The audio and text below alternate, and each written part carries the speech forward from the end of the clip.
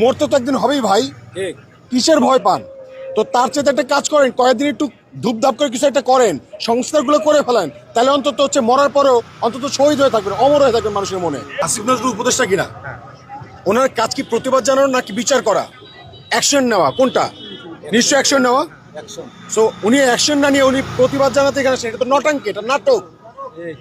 এই নাটক তো আমরা দেখতে চাই না, আমরা এটা তীব্র নিন্দা জানাই। আপনি এখানে কেন আসেন? আপনি হচ্ছে আপনার উপদেষ্টা পরিষদকে নিয়ে বসেন, বসে হচ্ছে কিভাবে অ্যাকশন নেবেন সেটা নেন, সংস্কারের জন্য হচ্ছে যা করা লাগে সেটা করেন। তা না আপনি এখানে আসছেন কি সিনেমা দেখাইতে? কিসের সিনেমা এটা? একটা মানুষ মারা যেতেছে, একটু আগে নূর ভাইয়ের উপরে চাই দেখি ভাই আইসিইউতে একটা লোককে মারতে মারতে মারতে মারতে এখানের যে হাড্ডি সেটা ভাঙে ফেলাইছে। লোকটা যদি সেন্সলেস হয়ে যেত তার একটা কথা, কিন্তু তার সেন্স আছে, সে কষ্ট পাচ্ছে, কাতরাইতেছে, তার কাতরানি দেখা যাইতেছে, দেখার মতো না, ভয়ঙ্কর অবস্থা। সে আসছে এখানে নটাঙ্কি করতে, তাহলে মানুষ হচ্ছে তাকে ভুয়া বলবে না, কি বলবে? সে তো আসলে ভুয়া, অবশ্যই বুহা। সে তো জানে না হচ্ছে তাকে কি করতে হবে। তাদেরকে বলবো অতি দ্রুত 24 ঘন্টা যেন আপনাদের না লাগে, তার আগে কোনো যারা যারা এটা নির্দেশ দিয়েছে এবং যারা যারা এই অকারেন্সটা ঘটাইছে তাদের প্রত্যেককে বিচারের আওতায় আনতে হবে, প্রত্যেককে বিচারের আওতায় আনতে হবে।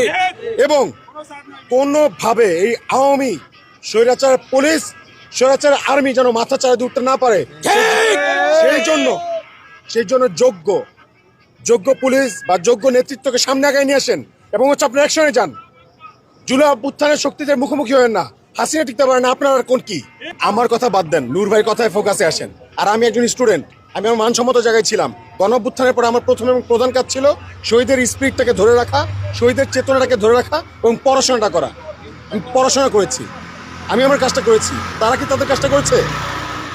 আমি কথা দিয়ে বলতে পারি 100% অ্যাটেন্ডেন্স আছে আমার ডিপার্টমেন্টে, যে আমি ক্লাস করেছি রেগুলার, আমি লাইব্রেরিতে গিয়েছি, পড়াশোনা করেছি, দেশকে সামনে এগিয়ে নেওয়ার জন্য একজন দক্ষ যুবশক্তি অর্জনের প্রস্তুতি নিয়েছি। তারা কি করেছে? তাকে তার দায়িত্ব পালন করেছে? আপনারা সেই প্রশ্নটা করেন। যতক্ষণ পর্যন্ত না বিচার হচ্ছে, ঠিক আছে, আমরা প্রত্যেকে দল মত নির্বিশেষে আমরা প্রত্যেককে বলবো জুলাইয়ের যত শক্তি আছেন আপনারা সবাই রাজপথে আসেন, আমরা একসাথে লড়াই করার জন্য। শেখ হাসিনার আত্মীয় নিয়ে, ঠিক আছে, আপনি সেনাবাহিনী চালাইতে চাইবেন আর আপনি আশা করবেন যে আপনাকে ফুলের মালা দিবে, এটা কি হয়? কখনো হইতে পারে না। তাড়াতাড়ি করে স্বৈরাচারদের দোষরদেরকে এখান থেকে সরান, আর যদি না সরেন আপনাদেরকে সরাই দেবে বাংলাদেশের জনগণ। এটা তো স্পষ্ট বোঝা যাচ্ছে যে স্বৈরাচারের দোষরদেরকে এই আর্মি, এই পুলিশ, এই সিস্টেম, এরা সবাই মিলে পুনর্বাসন করতেছে স্বৈরাচারদেরকে, আওয়ামীকে আবার পুনর্বাসন করার চেষ্টা করছে।